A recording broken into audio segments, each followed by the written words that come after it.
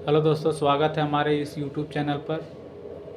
दोस्तों, आज फिर हम एक्सरसाइज 9.1 का इम्पोर्टेंट क्वेश्चंस बताने जा रहे हैं।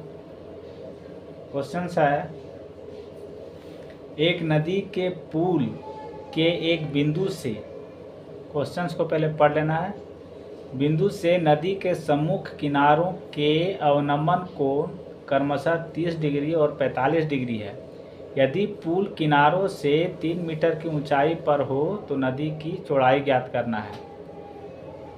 तो सबसे पहले हम फिगर बना लेंगे, क्योंकि 9.1 एक्सरसाइज में फिगर बनाने के बाद ही आधा क्वेश्चन सॉल्व हो जाते हैं। बोल रहा है एक नदी के पुल, ये पुल मान लेते हैं, पुल के एक बिंदु से, सेंटर में ले लेंगे, बिंदु से नदी के सम्मुख किनारों के, यहाँ से मान लीजिए नदी बह रही है तो इसके किनारों के अवनमन कोण, तो अवनमन कोण क्या होता है, ऊपर से नीचे की ओर को अवनमन कोण कहते हैं। अवनमन कोण 30 डिग्री और 45 डिग्री है।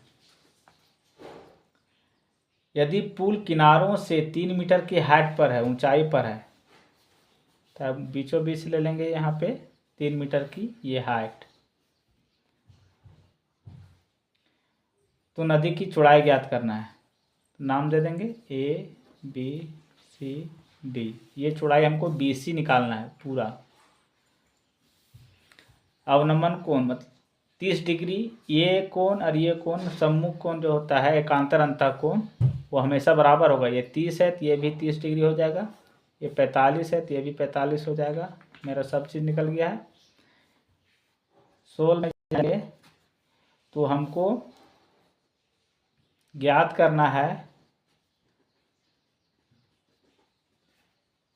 BC इज इक्वल टू वाट निकालना है, नदी की चौड़ाई ज्ञात करना है। तो यहाँ पर दो त्रिभुज है, दोनों त्रिभुज का आधार निकाल देंगे और जोड़ देंगे, आंसर आ जाएगा। तो त्रिभुज सबसे पहले लेंगे हम ABD।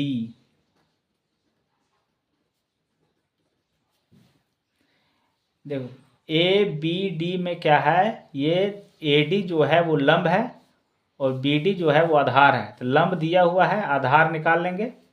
तो लंब बटे आधार 10 का होता है, 10 लिखेंगे। कितना डिग्री का एंगल है, 30 डिग्री का है। लंब में लिखेंगे AD और आधार में लिखेंगे BD। 10 30 का मान होता है 1/√3। AD का मान 3 दिया हुआ है, BD निकालना है। क्रॉस गुना कर देंगे तो BD is equal to 3√3 metre. ठीक है, BD निकल गया। अब फिर हम पुनः चलेंगे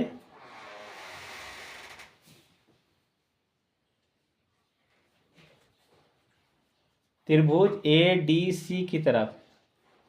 ADC में लंब इसका भी दोनों का कॉमन है, लंब आधार निकाल लेंगे इधर वाला। तो 10 45 डिग्री, लंब AD, आधार DC। 10 45 का वैल्यू 1 होता है, नीचे 1 दे सकते हैं, 1/1। AD का वैल्यू 3 मीटर है, DC निकालना है, यहाँ भी क्रॉस गुना कर देंगे। DC is equal to 3 metre, दोनों का आधार निकल गया। अब लिख देंगे नदी की चौड़ाई। तो नदी की चौड़ाई BD प्लस DC। BD का वैल्यू यहाँ लाए हैं, 3√3 बैठा देंगे, और DC का वैल्यू 3 है। अब दोनों में कॉमन कर देंगे, 3 3 बाहर चला जाएगा, तो यहाँ √3 बचा, यहाँ 1 बचा। यही मेरा आंसर है। वीडियो अच्छा लगा हो तो लाइक कर दें, कमेंट कर दें, और नए हैं चैनल पर तो सब्सक्राइब कर दें।